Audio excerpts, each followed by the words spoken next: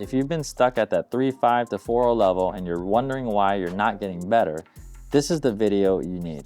I'm going to break down the real reasons why players get stuck and the top things that you need to fix to finally level up. Now let's get into it and start turning things around. Okay, one of the things I noticed when you're playing a really strong server is that we have too big of a backswing. So often they're serving it really tough and we're pulling our hand really far back. As you can see, it's behind my back or even on the backhand side. So what I want you to work on is getting your stroke to be more compact and using the power Jordan gives me and pushing it deep, more likely into the middle of the court. So go ahead, Jordan. Okay. Short, compact, go for the backhand.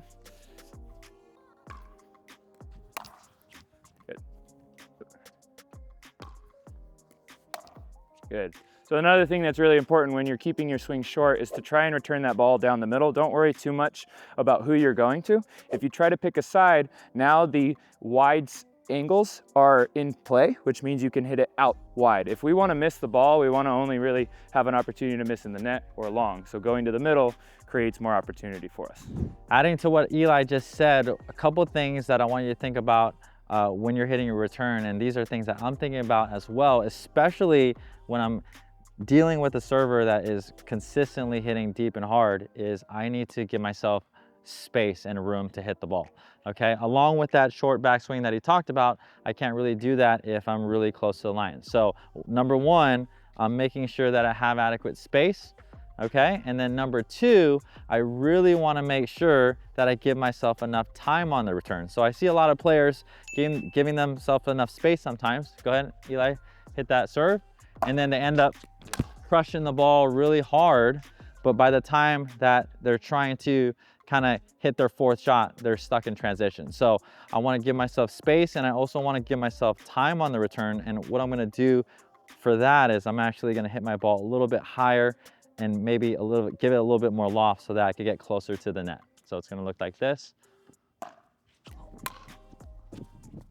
Okay, so in that scenario there, gives me that space, gives me that time to get to the net so that I can be up there creating a wall with my partner. One of the big things I see in the transition zone as we're moving forward, whether we're dropping or resetting, is we're moving in and we're not stopping by the time they hit the ball, or we're stopping late. So if I hit a drop and then Jordan's about to hit it, some players get caught in this zone. They're running, we're runners, right? And when we're in this zone, we have no ability to push off to the side, right? So we want to get here if we can. And then the second thing we notice is the split step or the pause step comes a little late, and we're kind of in the air when Jordan's about to hit the ball, and now we have no ability to push back and forth. So I'll show you the first one. Here we go.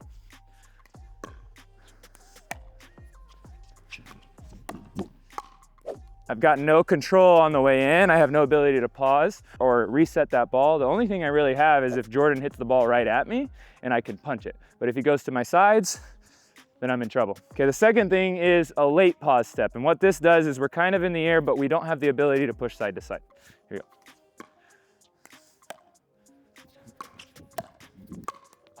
Good. So you notice how I was kind of out of control. I had to react with no power, no base. One of the things I want to note about pausing early is it doesn't mean we can't continue forward, right? So I'm pausing to see what's happening, what Jordan's gonna give me. And then if the ball is high, then I can extend forward and keep going. But if I don't pause, I don't have the ability to go this way. All right, I really like what Eli just said, talking about kind of that pause, or the split step we call it in our videos. But I really like the pause because, you know, it gives you some time to actually react to the shot. And the biggest key thing that he just talked about is going early. So along with that split step or pause step in this video, I really want to make sure that I'm super balanced and wide, okay? So if I am very narrow, it's going to be very hard for me to reset the ball or even attack the ball if the ball is a little bit higher but I'm reaching. So when I'm coming through this transition right before Eli hits the ball, I'm going to hit that pause step and then I'm going to be here. Now, the really important thing is, I think for most players, is when they get balls here in that transition zone, they're really swinging through the ball, and that is what causes those pop-ups. So what's really important here, especially if that ball is kind of at my knee level or below, I don't really want to be swinging at it because I'm going to give it a lot of force. And then now Eli's going to put that away. So we're going to show you the first one first with my good paw step, but I'm going to kind of be swinging a little bit too much. Okay, so that's not what we want to do. Again, when I'm in this position and I get that low ball, I want to be really soft with my hands. And what that means is really I have a lighter grip and I'm really letting that ball come to me and hitting it nice and soft so that I can buy myself time and make sure that ball bounces in the non-volley zone. So we're gonna see it, the good example here.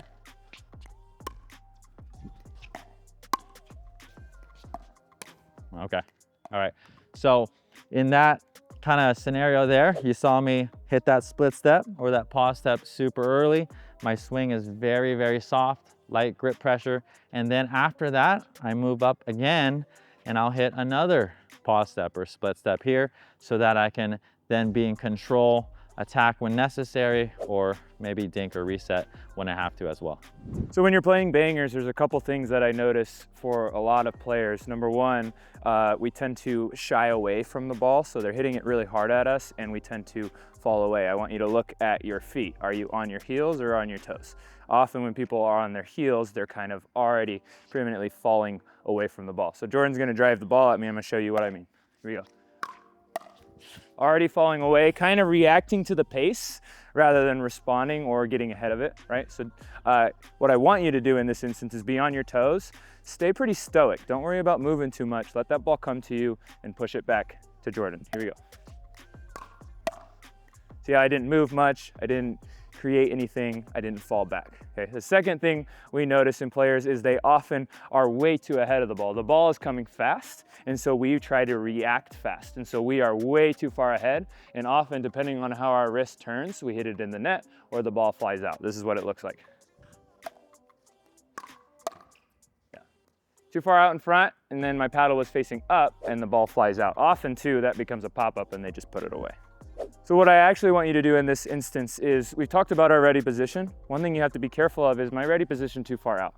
If it's too far out, what happens is you have to come back and then go forward. So if you're a little closer to your body, you can wait for that ball. Wait for that ball a little longer. If you contact too far in front, it's gonna go up or down. But if we catch it a little closer to our chest, we're able to just push that ball back and keep it consistent. Here's one.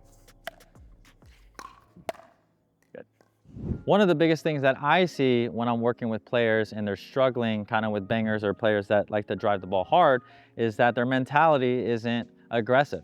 It's not offensive. So a lot of the times when they're getting driven that ball, they're trying to really hit this ball really soft into the kitchen, or they're just trying to slow it down. But a lot of the times with the bangers, that's not what we want to do, and they end up making easy errors. So it kind of looks like this. They're trying to slow it down. Go ahead.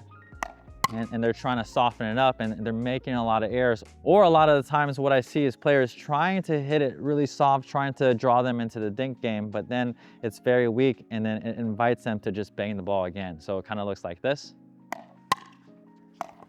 Okay, so now you're really on defense and your opponents continue to stay on the offense. So the number one tip for you when you're up at the line is to make sure that you're countering back. You hit a really strong counter. So when someone is driving the ball at me hard, I really wanna make sure that I push that ball out and push it aggressively at their feet. You can learn a lot more on how to defeat bangers. Just check out crushbangers.com or go to the description below.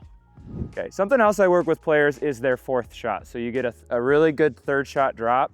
Typically it lands in the kitchen.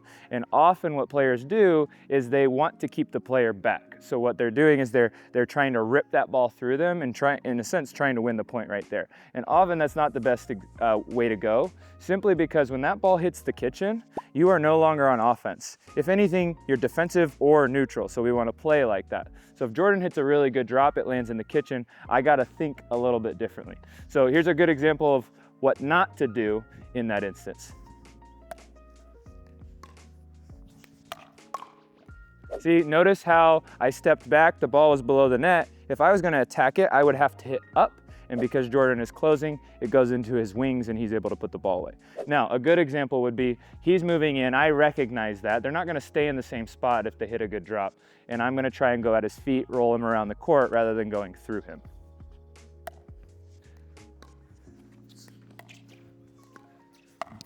Good. So I was able to push it to his sides, and then he was able to pop it up for me. On that same note, one of the things that I do see players up at the line when, again, that good third shot drop is coming is they don't move their feet or they don't create space, especially when you're having a drop come with topspin at higher levels and we can't take it out of the air. We have to make sure that we use that shuffle step or that angled shuffle step to create space. So Eli's gonna hit a good drop here and I'm gonna kind of try to reach in and then not create space. So this is what it looks like when I don't. So that's what I see a lot of, again, especially when that drop is coming with topspin at higher levels and it's landing really close to the line. I gotta make sure that I create the room and space so that I can hit a really good quality shot and keep it down. So this would be kind of the correct way to do it. Again, if I can't take it out of the air, I'm gonna be creating space. Okay. So in that, right, Eli just talked about kind of putting it down or angling it off. The only way you're going to be able to do that is if I create that adequate space so that I can actually contact the ball out in front, and this actually helps me see where they are, use my peripheral vision to do that, and then kind of target where I'm gonna hit that ball and go from there.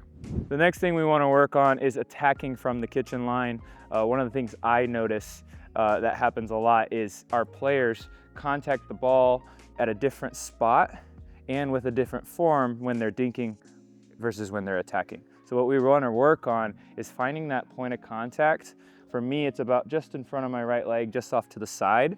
If we can get that contact point to be the same for when I'm dinking versus when I'm attacking, it makes it difficult for your opponents to read exactly what we're doing.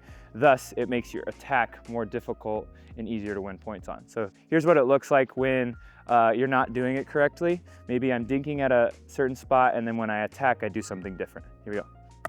Show them what. So I'm hitting the dink here. Yep, so notice how I hit the dink kind of in front of my leg and then I sped it up from the outside. One thing I want you to know is your feet are the vehicle to hit whatever shot you want. So get your feet moving, then you'll be able to hit your spot. Here we go.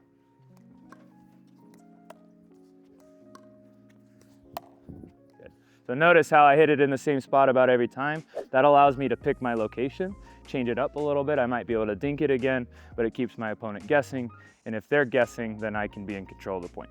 Another thing that we see a lot of players do up at the kitchen line when they're trying to attack is that they are trying to take balls kind of below that knee level and they're trying to initiate from down here. Now, this can work against certain players and at particular times, but generally, if I'm really attacking and I'm leaning over at my waist here and attacking from this position, my ball can only go up and it could only kind of be at a certain speed or a certain pace to catch them off guard and get that ball in. So typically if I'm attacking from here, they're going to get that next counter, or their counter is going to be at that shoulder, and it's going to be really hard for me to deal with that. So this is what it kind of looks like.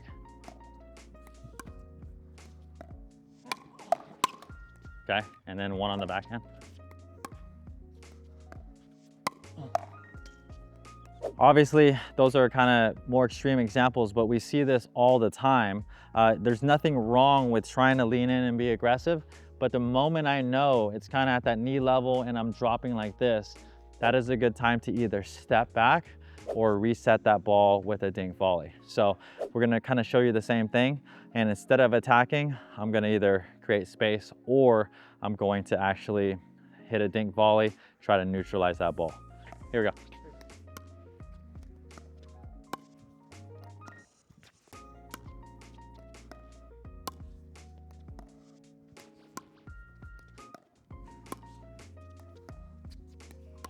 Okay, so you saw me several times in that point. I am trying to be aggressive. That's what I should do, but I'm recognizing when I have that low contact. When I have that low contact, I can reach out and be really soft. I gotta make sure that ball bounces, or I can pull back, move my feet, or just pull my paddle back let that ball come to the apex, and then I can dink that ball again.